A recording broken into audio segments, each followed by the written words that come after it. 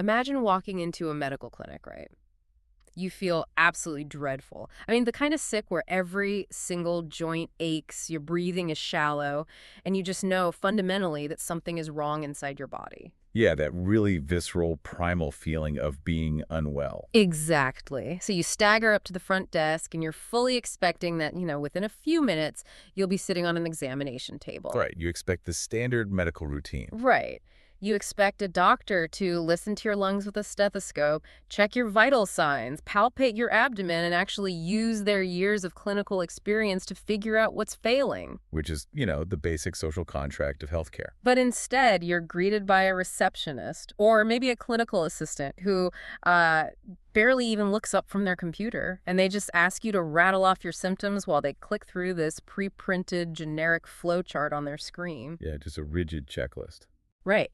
And based entirely on a statistical algorithm without anyone ever laying a physical hand on you, they print out a prescription for antibiotics, hand it across the desk, and dismiss you. All in, what, maybe 5 minutes? Under 5 minutes, and you walk out into the parking lot trusting them because, well, they represent the medical system. You assume they know what they're doing. Sure, you assume the system is built to protect you. But consider this chilling reality. What if your actual underlying illness didn't fit neatly into the top 70% of statistical probabilities that their software was, programmed to recognize? That's where it gets terrifying. Exactly. What happens when you wake up 3 days later in an intensive care unit with life-threatening complications, all because a rigid administrative protocol completely bypassed an actual clinical examination? Well, it's a profound failure of the basic medical contract. And what we're going to explore today is that this scenario, it isn't some dystopian hypothetical. No, it's very real. It is. When healthcare systems decide to prioritize administrative efficiency by relying entirely on these rigid protocols, they don't just change how a clinic operates, they fundamentally alter the epistemology of medicine. They change what medicine actually is. Right. They remove the diagnostic intuition, that ability to hear the subtle, complex story of an illness. And that's an intuition that takes decades of rigorous scientific and clinical training to actually develop. Which brings us directly to the mission of our deep dive today. We are looking at an absolutely massive, just incredibly dense archive of source materials. Yeah, it is a staggering amount of documentation. It really is. We're talking about extensive legal filings, transcripts from medical forums, internal policy documents from the UK's National Health Service, the NHS, and some deeply personal excerpts from an autobiography. And all of these documents, they orbit around the experiences of one specific physician. Right, Dr. Kadiali M. Srivatsa, who is referred to throughout these files as Dr. Shipker. Yeah, the sheer volume of the material is overwhelming, but at the absolute center of gravity is a court document. It's officially titled The Torturous Conspiracy Case. Just a wild title for a legal document. It is, but it serves as this meticulous chronological legal breakdown of institutional retaliation. But, we're also looking at clinical audits documenting severe medical errors, personal correspondences that capture his profound despair over patient care, and broader surveys on shifting medical ethics. So the narrative that emerges here is just this catastrophic collision between the ethical conscience of an individual doctor and the self-preserving machinery of a massive bureaucracy. Exactly. And the core conflict driving all of this is startling. In the early 2000s, Dr. Sri basically blew the whistle on a new initiative within the NHS. It was known as the pilot nurse-led practice. Right, and he observed that nurses and administrative staff were being licensed to diagnose patients and prescribe medications entirely autonomously. Yeah, with zero direct supervision from a qualified doctor. Which is wild. So he documented the immediate dangers. He recorded the patients returning with these severe missed complications, and he formally raised the alarm. And you would logically assume that a healthcare system would treat a doctor pointing out critical safety flaws as, an asset. A hero, even. Right. But instead, he was subjected to a decade-long retaliatory nightmare. And this was orchestrated by the NHS and the General Medical Council, the GMC. The timeline documented in the files is just harrowing. I mean, he identified systemic wrongdoing, he meticulously followed the established statutory channels to report it, and the very institutions designed to protect public health effectively turned their vast resources against him, just to silence the warning. Yeah, they decided to crush the messenger rather than fix the system. Okay, let's really unpack this. I want to dissect exactly how that happens. How does an institution decide to dismantle a whistleblower rather than fix a lethal flaw? But to do that, we have to go back to the origin of the conflict. Yeah, the catalyst. Yeah. Hmm. Where does this specific shift in patient care actually start? So the critical flashpoint occurs in 2003 down in Surrey. The NHS was under immense political and financial pressure to modernize at the time. Sure, healthcare systems are always under pressure. Exactly. And they were rolling out this pilot nurse-led practice with a very specific administrative goal: efficiency. It's always about efficiency, isn't it? Always. The system was strained, waiting times were politically unpopular, and, well, employing doctors is expensive. So the administration's brilliant solution was to train nurses to diagnose common infections and prescribe antibiotics independently. Theoretically freeing up doctors and moving patients through the queue way faster. That was the pitch. And Dr. Sri was initially invited to participate in this initiative. He was actually asked to help train and assess the first cohorts of these nurses. Okay, I want to play devil's advocate here for a second, because on the surface, to a layperson or an administrator, this just sounds like standard delegation, right? Sure, it sounds perfectly logical on paper. Yeah, healthcare systems are famously overwhelmed. We see nurse practitioners and physician assistants running clinics all the time now. So if a nurse can handle a basic ear infection or a standard sore throat, shouldn't the system allow them to do that? So the highly specialized doctors can focus on complex autoimmune diseases or rare cancers. Exactly. Why was he so fundamentally opposed to delegating the frontline triage? That is exactly the administrative argument that was used to push the initiative forward. But the distinction the source material makes is really important here. There is a massive gap between a fully trained nurse practitioner who has undergone years of advanced clinical education and the specific model being piloted in Surrey. Ah, okay. So it was a different caliber of training. Right. Dr. Sri agreed to participate initially because he thought he could validate some clinical diagnostic tools. But after attempting to train the first 2 batches of nurses for 6 months, he formally refused to certify them as safe to practice independently. Wait, they were only getting 6 months of training? Yes. And the fundamental issue was the depth of that training. 6 months is simply inadequate to build the foundational architecture of differential diagnosis. I mean, doctors go to school for what, nearly a decade? Exactly. He documented that these specific nurses lacked rigorous grounding in pharmacology, so the mechanics of how drugs interact. They lacked anatomy, biochemistry, microbiology, and pathophysiology. Wow. You cannot fast-track the underlying science of how the human body fails. You just can't. So his objection wasn't to nurses as a profession. It was an objection to this accelerated, diluted training program that asked them to perform a role they simply hadn't been equipped for. Correct. And the way the administration attempted to bridge that massive gap in clinical knowledge is really the crux of the problem. How did they try to fix it? Well, because the nurses, and in some cases even chemists, didn't have the deep medical background to organically deduce a diagnosis from complex symptoms, the system just provided them with statistical protocols. Oh, these are the checklists we were talking about in the waiting room scenario. Yes. A protocol is essentially an algorithmic flowchart. It's designed around the reality that, maybe 70 to 80% of patients who walk through a clinic door present with standard, statistically common ailments. Right, most people just have a cold or a standard bug. Exactly. So the checklist guides the practitioner down a decision tree. But what Dr. Sri argued, and what the clinical audits later proved, is that this protocol fundamentally replaces the clinical examination. It takes the physical element right out of it. Right. Instead of auscultating the lungs, actually listening for the specific crackle of fluid that indicates pneumonia versus the wheeze of asthma, the practitioner is entirely reliant on the binary answers the patient gives to the computer's prompts. That seems incredibly dangerous. I mean, it's like handing someone a manual on the physics of acoustics and expecting them to tune a grand piano by ear. That's a great analogy. Right. The manual tells you how sound works, but without the trained ear, you're just guessing. So how did the medical establishment justify stripping away the physical examination in favor of a computer screen? Well, the justification was rooted in a very specific interpretation of evidence-based medicine, or EBM, and they combined this with a philosophy called problem-focused nursing. Okay, break that down for me. Sure. So, evidence-based medicine is theoretically the gold standard, right? It means using the best current research to make decisions about individual patients. But the critique articulated in these documents is that EBM was being weaponized by administrators Weaponized how? to sideline clinical expertise in favor of rigid, easily audited algorithms.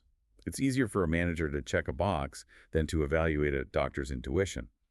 And problem-focused nursing narrows the lens entirely onto the immediate, specific symptom a patient complains about. Which sounds helpful until you realize the body is entirely interconnected. Exactly. The psychological danger this creates in a clinical setting is a cognitive bias known as anchoring. Oh, I've read about anchoring in behavioral economics. It's when, like, you fixate on the first number someone offers in a negotiation and you just can't adjust away from it. Right, you get stuck on the initial data point. So how does that translate to a medical diagnosis? It works exactly the same way, but obviously the stakes are life and death. Hmm. If a patient comes in and says, I have a terrible cough, the protocol anchors the practitioner onto a respiratory issue pathway. It locks them in? Right. The checklist asks questions about mucus, about throat pain, about sinus pressure. But a cough is not a disease. It is a symptom. Right. A cough could be a million things. Exactly. A persistent cough can be the primary presentation of congestive heart failure as fluid backs up into the lungs. It can be a side effect of a blood pressure medication like an ACE inhibitor. It can be gastroesophageal reflux disease. Wow, okay. But if the practitioner is strictly adhering to a problem-focused protocol, they are prevented from listening to what Dr. Sri calls the story of the illness. Which means looking at the holistic picture. You have to look at the patient's history, their environment, the subtle physical cues. Precisely. Medical students spend years learning how to synthesize the narrative a patient tells them with the physical signs their body is displaying. Yeah, it's an art as much as a science. Exactly. When you force healthcare through a flowchart, you treat the illness as an isolated data point rather than treating a complex human organism. And the documents don't just theorize about this danger. They actually catalog the tragic collateral damage. I mean, the clinical audits from this period list deeply disturbing errors that resulted directly from this system. Yeah, the real-world consequences were severe. There are instances of missed jaundice documented, and jaundice is a massive red flag for liver failure.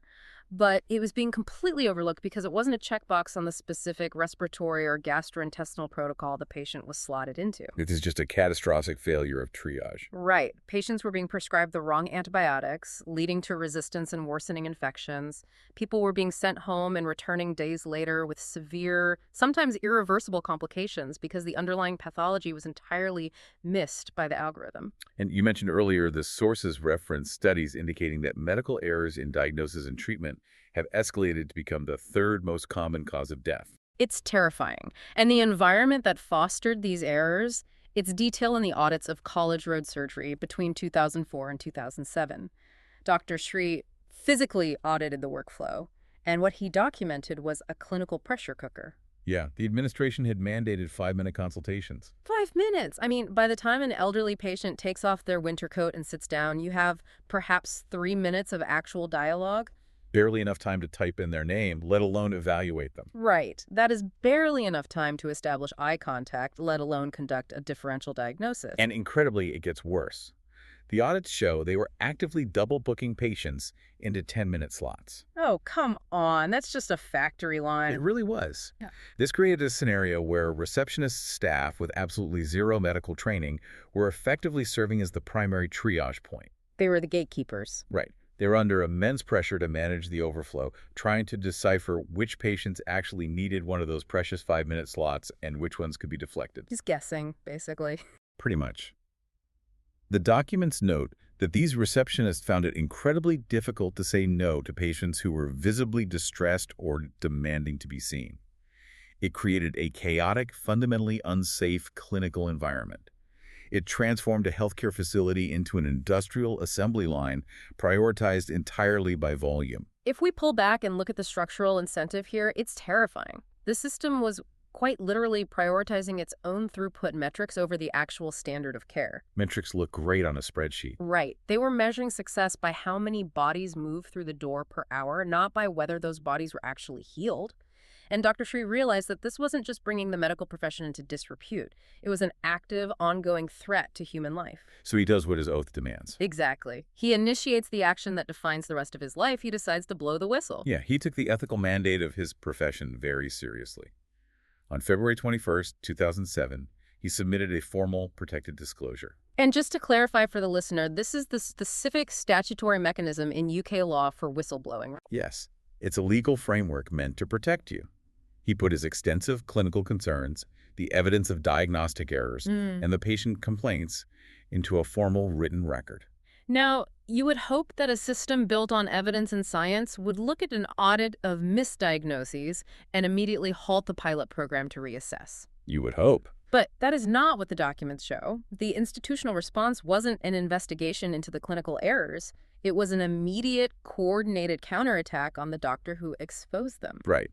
The Primary Care Trust, or PCT, which is the administrative body overseeing the local NHS services, they completely ignored the clinical substance of his disclosure. Just swept it under the rug. Worse than that. According to the legal filings, the PCT chairman allegedly took Dr. Sri's confidential complaint and actually informed the very nurses whose clinical competence was being questioned. He leaked it to them. Yes. The file suggests the administration actively encouraged those staff members to instigate counterclaims and grievances against Dr. Sri. They took a clinical safety warning and deliberately weaponized the clinic staff against the whistleblower. I mean, that is a staggering breach of administrative ethics. How does management justify ignoring clinical data in favor of starting a turf war? To understand that, we have to analyze the psychology and the composition of the management structure itself.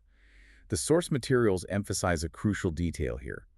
The PCT executives and the hospital managers who were reviewing Dr. Sri's clinical notes and his protected disclosures, they were not clinicians. Wait, the people evaluating a complaint about advanced diagnostic failures had absolutely no medical training themselves. None whatsoever. They were career administrators. That explains so much. Doesn't it?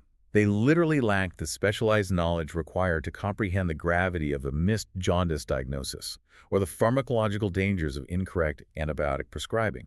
Their professional reality was governed entirely by key performance indicator. KPIs, the bane of modern existence. Exactly. Specifically, patient satisfaction metrics and wait times. That explains the disconnect perfectly. To an administrator, a patient who gets seen in under 10 minutes and leaves with a tangible item like a prescription is a satisfied customer on a survey. Yep, they check the box. Success. Right.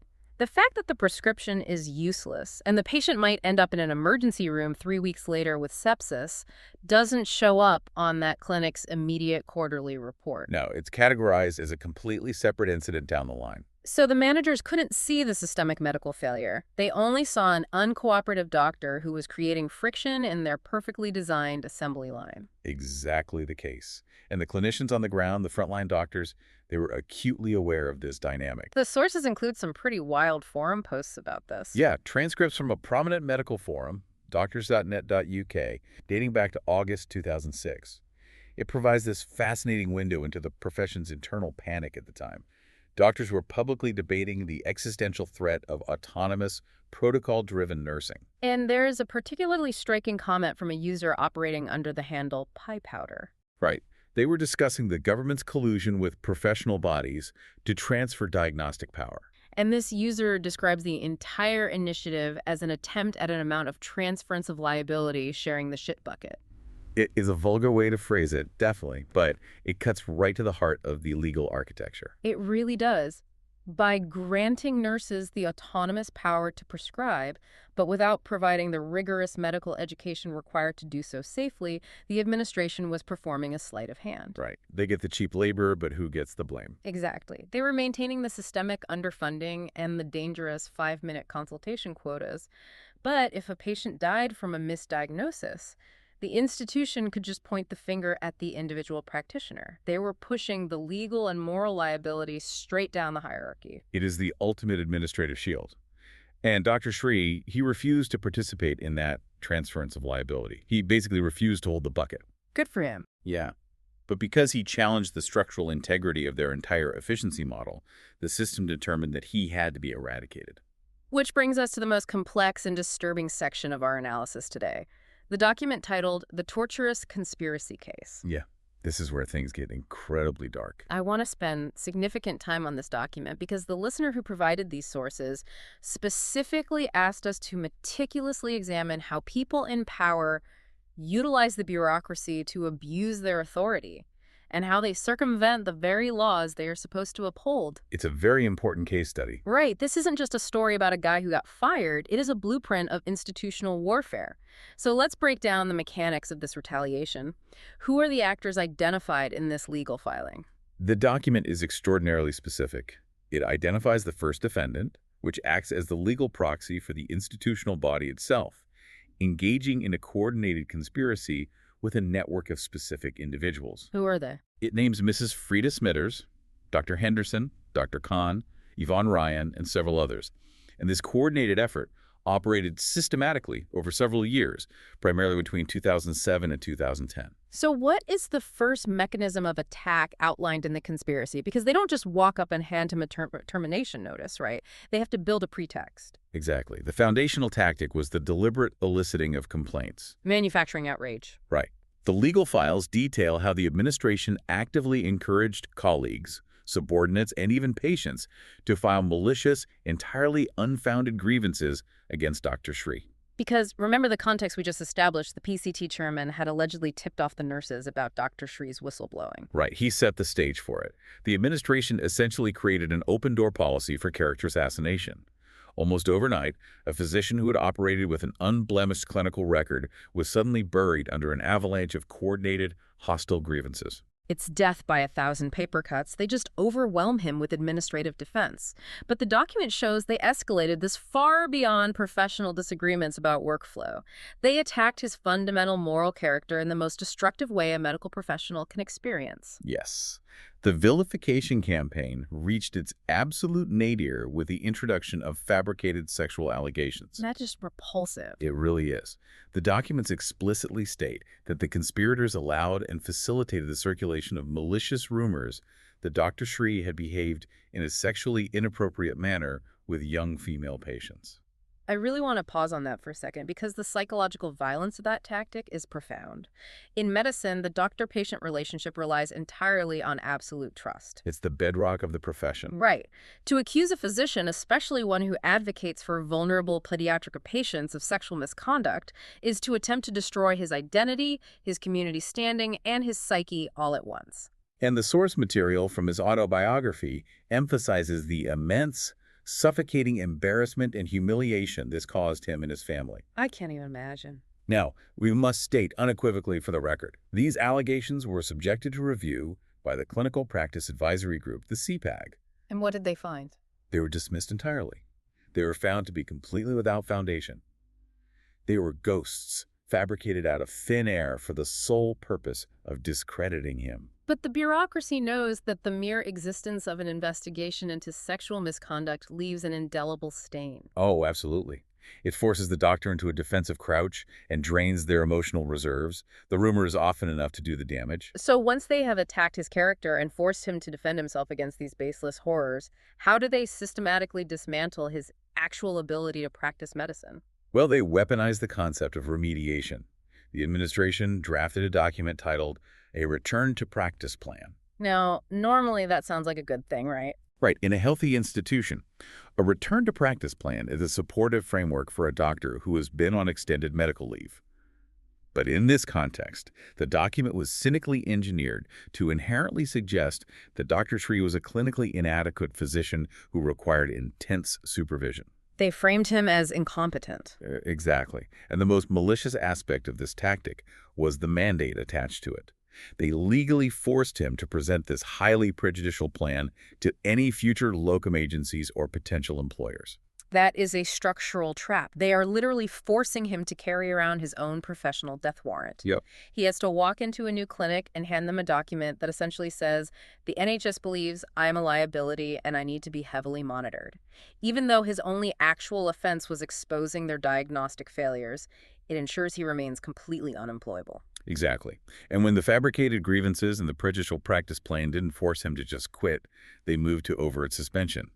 In December 2009, they formally suspended his clinical practice. On what grounds? Well, the pretext they used was an allegation that he had prescribed an excessive number of amoxicillin capsules. Amoxicillin, a standard ubiquitous antibiotic. Yes.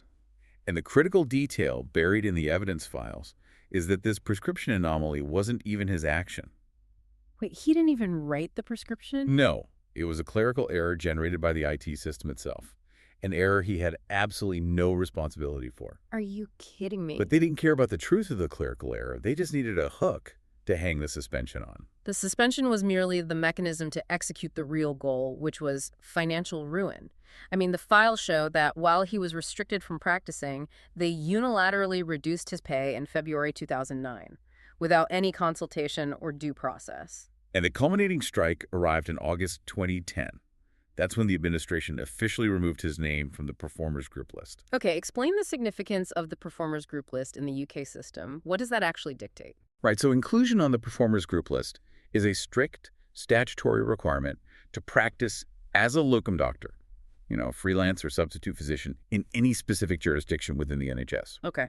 By unilaterally striking his name from that list, the PCT made it legally impossible for him to work in Hastings or any of the surrounding areas. They severed his ability to generate an income. They aimed not just for his job, but for his actual economic survival. As I process this chronological breakdown, a massive question emerges about the legal system itself.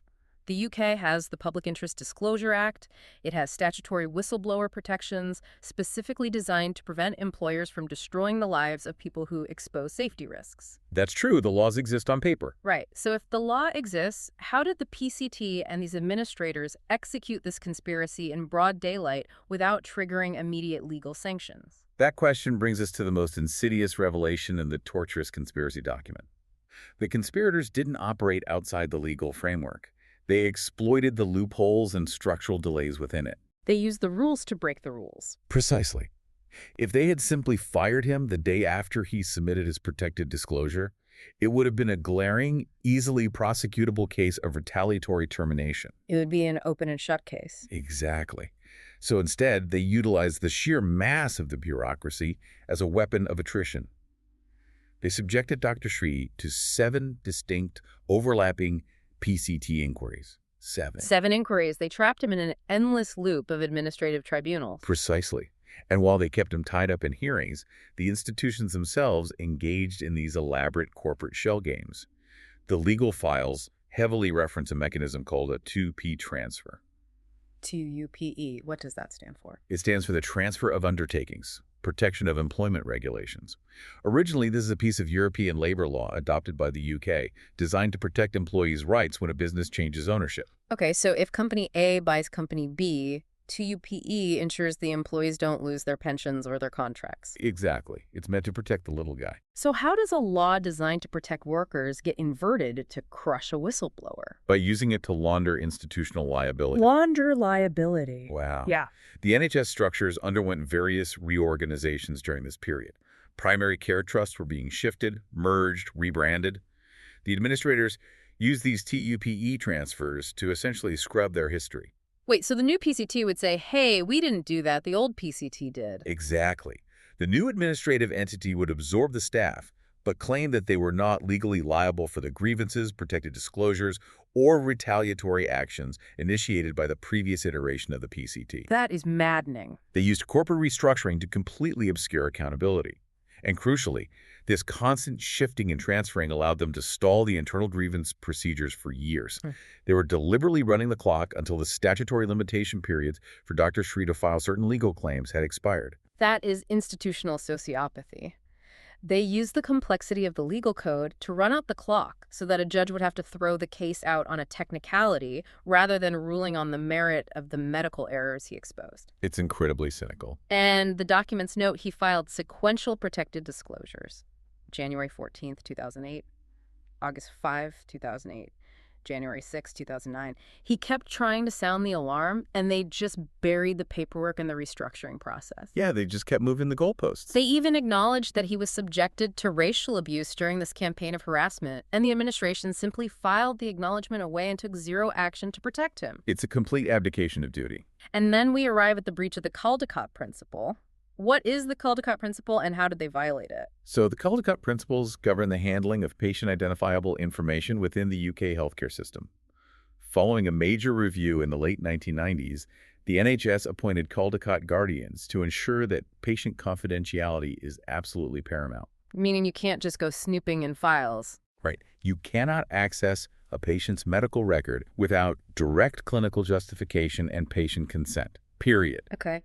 But the court documents reveal that the PCT administration, in their desperate hunt to find literally any minor infraction to build a case against Dr. Sri, deliberately breached this foundational principle.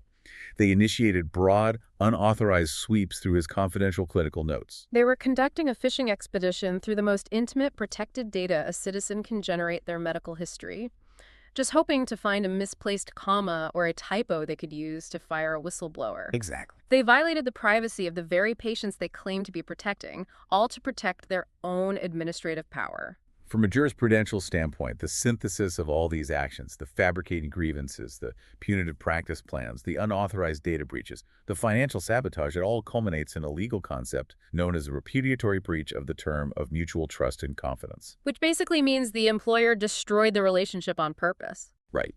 Employment law recognizes that an employer can act with such sustained malice and bad faith that the core contract of employment is fundamentally destroyed. They don't have to formally fire you.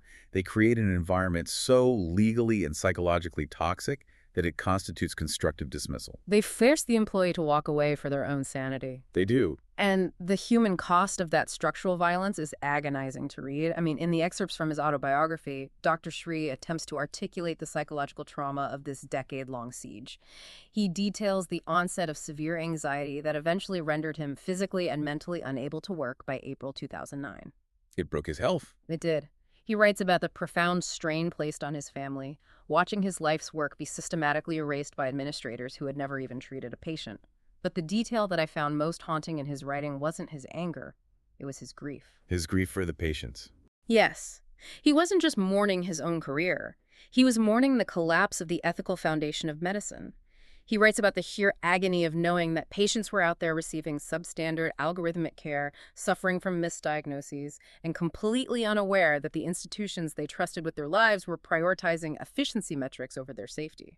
And that response, centering the patient's well-being even while his own life is being dismantled, that is the hallmark of a physician who deeply, fundamentally understands the Hippocratic Oath. Absolutely. But the tragedy that the broader source material reveals is that Dr. Sri's ordeal, it was not a localized aberration. It wasn't just a rogue group of managers in one clinic in Surrey.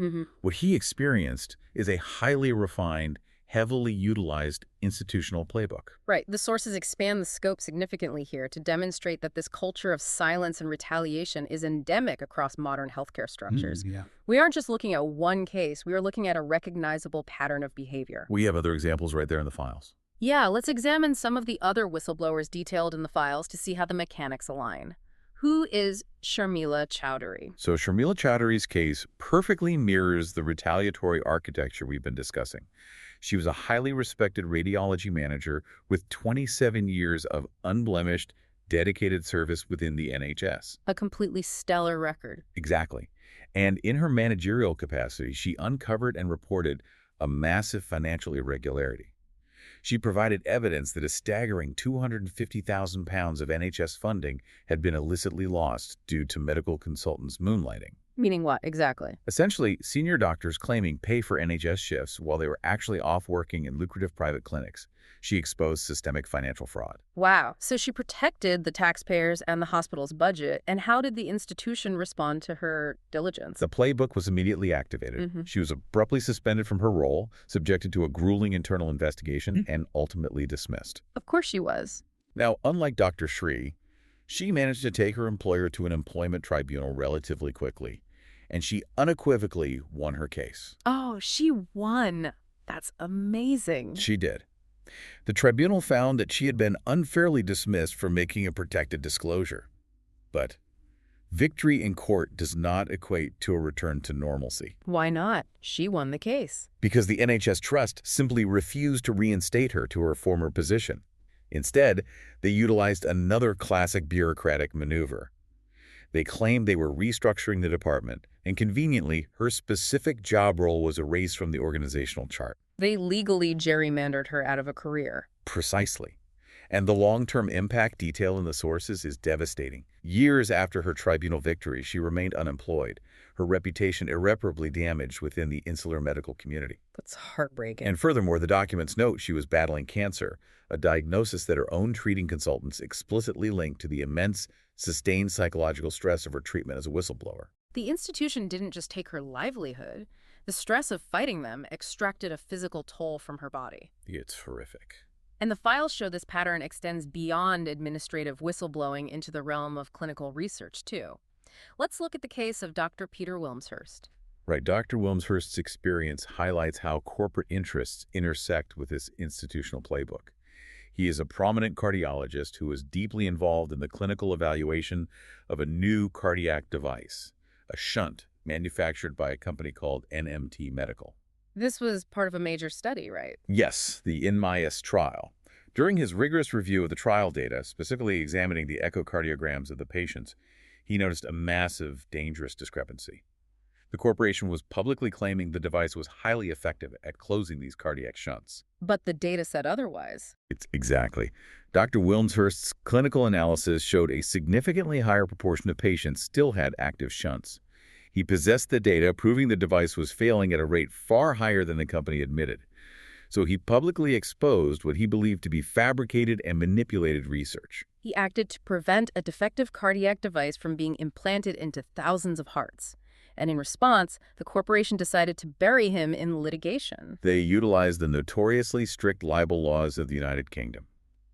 NMT Medical launched a barrage of libel lawsuits against him starting in 2007. Just to shut him up. Exactly. They didn't necessarily need to win the case on its scientific merits. They just needed to use the courts to bleed him dry financially and emotionally. He was forced to endure years of relentless, incredibly stressful litigation, defending his scientific integrity against a heavily funded courtship legal team. Until the company finally collapsed and went bankrupt 3 years later. And just to prove that this isn't exclusively a UK phenomenon, the sources briefly mention international parallels.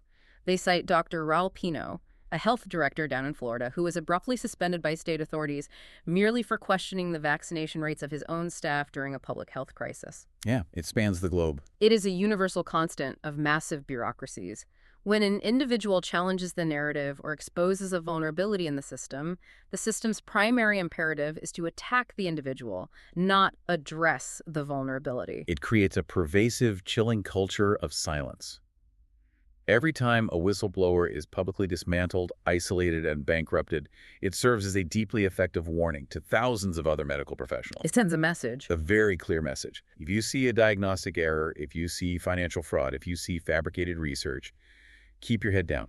Process the patient in 5 minutes. Sign the form. Protect your pension. It reminds me of a powerful analogy that Dr. Shree actually wrote in his notes, comparing the healthcare system to a security apparatus. He wrote that if a security guard leaves the back door of a bank wide open and a syndicate comes in and robs the vault, the guard is an accomplice. Right, through negligence. Exactly. The guard didn't physically steal the cash, but by abandoning their duty and leaving the vulnerability exposed, they enabled the crime. In the context of our deep dive, the NHS administration represents that security guard. They left the door open. They gave autonomous diagnostic licenses to staff without adequate pharmacological training. They mandated the absurd 5-minute consultation quotas. They created the environment where a receptionist feels pressured to turn away a seriously ill patient. They left the clinical door wide open for these medical errors to occur.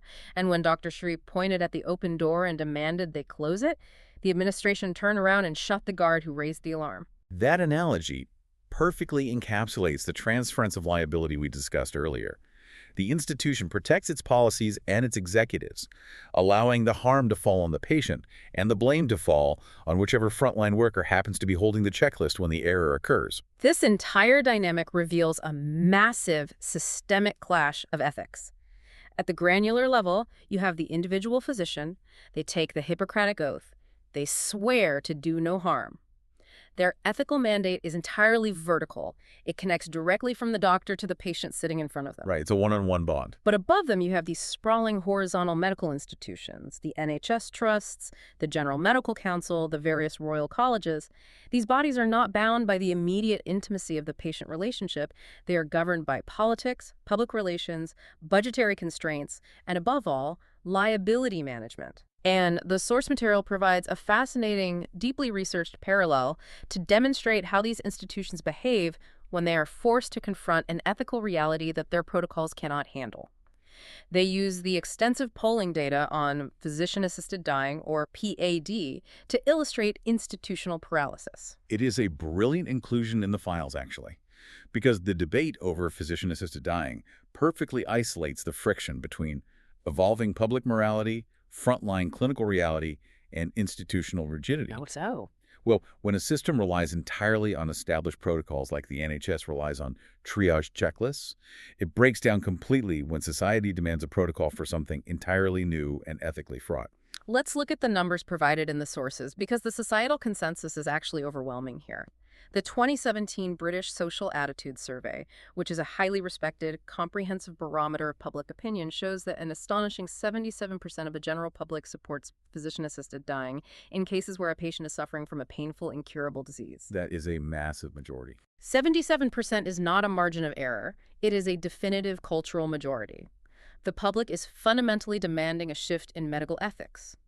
But when we examine the response of the governing medical institutions, The institutions are fractured, paralyzed, and in many cases, deeply resistant to acknowledging the public mandate. The sources break down the internal polling of the various royal colleges, and the disparities are incredibly revealing about how different specialties interact with patient suffering. yeah, the breakdown is fascinating. Take the Royal College of Anesthetists. Their membership is split almost right down the middle, with 45% in favor of a law change to allow PA and 41% opposed. The Royal College of Surgeons leans slightly toward reform, with 52% supportive of a change in the law. I want to explore the why behind those specific numbers. Why would surgeons, generally speaking, be slightly more open to this ethical shift? It likely stems from the nature of their specific clinical practice. Surgeons are fundamentally interventionist. They operate in the acute phase of medicine. They identify a discrete physical problem, a tumor, a ruptured appendix, a failing valve. They intervene surgically to fix it, and the patient recovers, or they don't. It's very binary for them. Exactly. When the disease progresses beyond the capability of surgical intervention, when there's literally nothing left to fix, surgeons are perhaps more intimately confronted with the absolute limit of medical utility, making them slightly more receptive to giving the patient control over the end-stage process. That makes total sense. But contrast that with the physicians who manage long-term decline. Right. The polling for the Royal College of Physicians and the Royal College of General Practitioners, the RCGP, tells a completely different story. The sources show that in 2019, 47% of RCGP members voted explicitly to oppose any change in the law regarding PAD. The frontline GPs, the doctors who see these patients year after year as they slowly decline, are heavily resistant. Why the discrepancy? General practitioners operate in a fundamentally different paradigm than surgeons. They don't just fix acute problems. They manage chronic realities over decades. They build long-term, deeply entrenched relationships with families. They see the whole arc of a person's life. They do. So for a GP, the ethical mandate to preserve life and manage suffering is a daily, attritional reality. Introducing the mechanism of assisted dying introduces a profound philosophical conflict into a role built entirely on preservation and management. It challenges their entire identity as a doctor. Exactly. But the critical point the source material makes is not just about the individual doctor's opinions.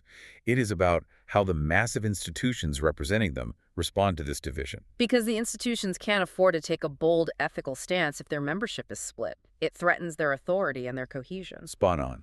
When faced with this internal division and the overwhelming public pressure from that 77%, the medical colleges engage in institutional hedging. Many of them have officially shifted their stance from active opposition to a highly manicured stance of neutrality. Very safe. Very safe. The files note that the World Medical Association, the WMA, engaged in a remarkable piece of semantic gymnastics. They officially dropped the word unethically from their policy statement regarding doctors who participate in PAD where it is legally permitted, but they maintain their official opposition to the practice itself. They are trying to thread a legally impossible needle. Yeah. They are essentially saying, we officially oppose this, but we will stop calling it unethical just in case the law changes and we have to adapt our protocols. Yeah, it is the ultimate expression of liability management over ethical clarity. And that brings us to the profound thematic parallel with Dr. Shree's situation. The sources use the PAD debate to demonstrate how massive bureaucratic frameworks operate. They hate ambiguity. Right. Just as the NHS mandated protocol-driven, nurse-led triage from the top down, completely ignoring the immediate evidence-based ethical objections of frontline doctors who are watching patients suffer from misdiagnoses, these same institutions are currently paralyzed by the PA debate. It's the exact same reflex. In both scenarios, the individual physician is caught in a crushing vice. On one side, you have the immediate, visceral reality of the suffering patient in the room with you. On the other side, you have a slow-moving, self-preserving bureaucracy that requires a checklist or a protocol before it will allow you to act. It is institutional paralysis by design. The bureaucracy will always protect its own structural integrity before it protects the anomaly. Whether that anomaly is a patient whose symptoms don't fit the flowchart, a doctor who points out a flaw in the system, or a society demanding a new ethical framework for dying. Always. So this forces us to ask a deeply uncomfortable question. If the human institutions, the primary care trusts, the General Medical Council, the Royal Colleges are so thoroughly paralyzed by internal politics, rigid protocols, and the desperate need to deflect liability, how do we actually protect the patient? That is the big question. Because Dr. Sri, after enduring a decade of having his character assassinated, his finances ruined, and his health broken, realized a fundamental truth. He realized he could never fix the NHS from the inside. No, the system won't let you. The torturous conspiracy proved that the system would rather destroy him than repair itself. So he stopped trying to change the institution, and he decided to build something that bypassed it entirely. He took the sheer weight of his diagnostic expertise, the very clinical intuition that the administration had tried to devalue and replace with rudimentary checklists, and he engineered an antidote. He created the Dr. Maya system. This is the moment in the source material where the narrative pivots from a Kafkaesque tragedy of bureaucracy into an incredibly inspiring story of technological triumph. Dr. Sri didn't just write a book complaining about the system, he coded a solution. And the conceptual foundation for Dr. Maya was actually patented by Dr. Sri way back in 2003, concurrently with the rollout of the disastrous pilot nurse-led practice. He saw it coming from the very beginning. He saw exactly what was happening. Receptionists without an ounce of clinical training were being forced to act as the primary gatekeepers to medical care, arbitrarily deciding who got a 5-minute slot and who was sent away based on flawed administrative protocols. So what was his core realization? He realized that if the system was going to refuse to provide patients with an actual clinical examination at the point of entry, the patients needed their own independent, highly trained gatekeeper. They needed a tool that empowered them to know exactly how sick they were before they ever walked up to that receptionist's desk. Give the power back to the patient. Exactly. Over the years, this concept evolved, and with the advent of advanced large language models like ChatGPT, it fully manifested into Dr. Maya AI. Let's dig into the architecture of this AI, because we have spent the last 50 minutes aggressively critiquing the use of generic algorithmic checklists. So the immediate question a skeptical listener is going to ask is, how is an app on a smartphone any different from the flowchart the NHS receptionist is using? Right. Isn't it just replacing one computer screen with another? Exactly. Isn't it the same thing? It is a critical question, and the difference lies entirely in the underlying clinical logic. The NHS protocols were designed to be problem-focused. They anchored on a single symptom to quickly funnel the patient into a treatment pathway. Like we talked about with the cough. Yes.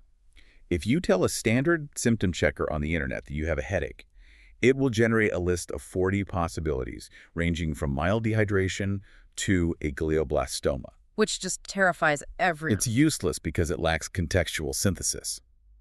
Dr. Maya AI, however, was designed to explicitly mimic the rigorous differential diagnostic process of a highly trained physician. And it achieves this by refusing to operate on a single data point. To generate a triage result, Dr. Maya absolutely requires the input of 3 distinct symptoms or signs. 3. Why is the number 3 so vital to the architecture? It is about filtering out what Dr. Sri terms diagnostic noise. In the reality of clinical medicine, symptoms almost never exist in isolation. They present in distinct clusters, or triads. Triads, okay. This is how a doctor's brain actually works during an examination. A fever on its own is just a fever. It could be 1,000 different minor viral infections. Right. But if a patient presents with a fever, and they also have a rigidly stiff neck, and they also exhibit photophobia, an extreme sensitivity to light, that specific triad of 3 symptoms cuts through the noise. It is a massive, blaring clinical siren indicating meningitis. Wow. Okay, so the AI is looking for those specific combinations. Yes.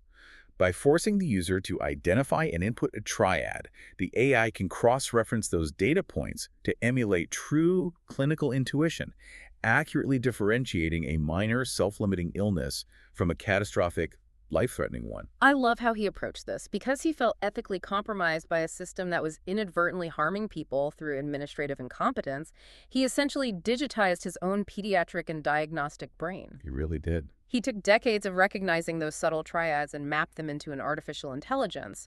But he also recognized a crucial psychological barrier.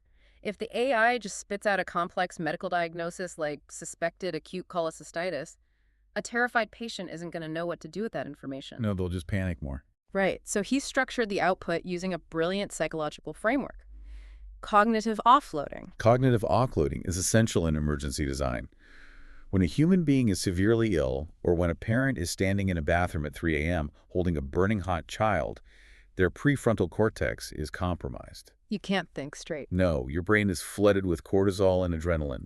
In a state of sheer panic, the capacity to process complex medical jargon or navigate a multi-step administrative decision tree drops to near zero. You cannot ask a panicked person to act like a clinician. Right.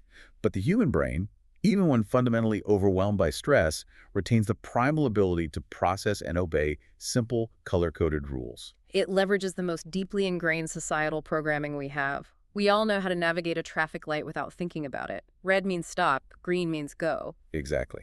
So Dr. Shree mapped the complex outputs of the symptom triads into a strict, instantly recognizable, color-coded triage protocol. When the AI processes the 3 symptoms, it returns one of 4 definitive colors. Okay, walk me through the colors. The first is red. Red unequivocally signifies an emergency. If your specific triad generates a red code, the AI's directive is absolute. Bypass the clinic, do not wait on hold for a GP appointment, proceed immediately to a hospital emergency room. Clear, unambiguous The instructions. second is yellow. Yellow indicates moderate severity. The patient requires professional medical attention, but it is not an immediate threat to life or limb. The system advises consulting a pharmacist or scheduling a routine appointment with a doctor or a trained nurse practitioner. Okay, what about green? The third is green. Green is for minor self-limiting illnesses, things the body will fight off naturally. The app empowers the patient to self-manage the symptoms at home, utilize over-the-counter medication, rest, and observe. This color system alone completely dismantles the chaos of the clinic waiting room we described at the start. If you arrive at the clinic and your app shows a green code, you realize you don't even need to be there. You go home and free up a chair. Which relieves the pressure on the whole system. Yes. And if you arrive with a red code and the receptionist tries to tell you there are no appointments left today, you have the objective, clinically validated data to stand your ground and demand emergency escalation. You are no longer reliant on their flawed administrative protocol. You're armed with clinical proof. But there is a 4th color in the Maya system. And when I read about its function in the source materials, I realized the sheer genius of Dr. Sree's vision for public health. The 4th color is blue. And blue is perhaps the most critical innovation in the entire system, especially when we view it through the lens of population health and epidemiology.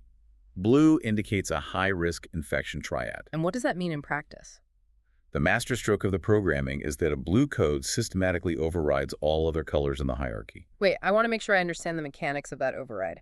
If I input 3 symptoms, and one of them is technically a red emergency symptom, but the other 2 complete a blue infectious triad, the app ignores the red and flashes blue. Correct. Because the logic of epidemiology dictates a different response. If you have a highly contagious airborne infectious disease, say, a novel respiratory virus or a severe strain of influenza, the absolute worst conceivable action you can take for public health is to walk through the front doors of a crowded hospital emergency room. Because you'll infect everyone else. Right. You do not want to sit in a poorly ventilated GP's waiting area for an hour, coughing and shedding viral load onto elderly patients, immunocompromised individuals, and the very healthcare workers this system relies on.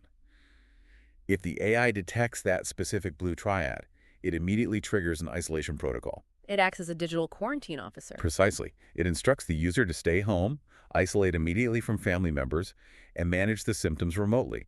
In its fully integrated form, it can even automatically notify local public health authorities to track the cluster, arrange for remote testing, or dispatch targeted medication. That is just brilliant. It is designed to act as a firewall, preventing endemics from escalating into pandemics at the very first point of contact, the patient's own smartphone. It is a breathtakingly elegant solution.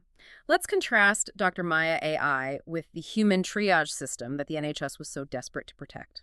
The human receptionist is exhausted, they are rushing to clear a waiting room to meet an arbitrary patient satisfaction quota, and they might have subconscious biases about how a patient looks or speaks. Humans are flawed, yeah. The AI possesses none of those flaws. It cannot be intimidated by a demanding patient, it cannot be bribed, and it doesn't care about the clinic's quarterly throughput metrics. It simply analyzes the clinical data of the triad and objectively tells the patient who they need to consult. And it is important to emphasize here, Dr. Maya is not practicing medicine. It is not legally diagnosing the specific disease or writing a prescription. It is purely an advanced triage engine. It acts precisely as the highly trained, clinically competent receptionist that Dr. Shree originally demanded the NHS implement back in 2003. It is the ultimate technological end run around a hostile bureaucracy. And in doing so, it fundamentally shifts the balance of power back to where it belongs, the patient. Dr. Shree endured a torturous conspiracy. He watched an institution violate its own laws, breach patient confidentiality, and destroy his livelihood simply to protect its administrative pride. It's a Dirk story in a lot of ways. It is, but instead of letting that bitterness consume him, he took the exact clinical knowledge that the NHS attempted to suppress, he codified it, and he distributed it to the public.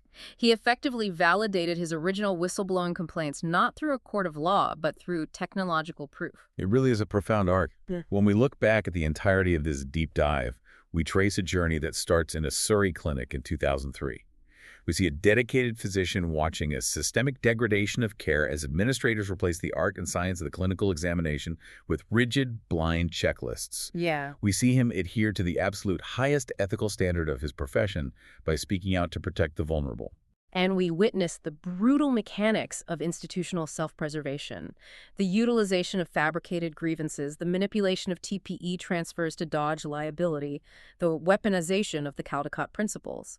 We see an institution demonstrating that it will always choose to hide its flaws and crush dissent rather than admit a failure that harms the public. But they ultimately failed to break him. They succeeded in forcing him out of their physical clinics, yes.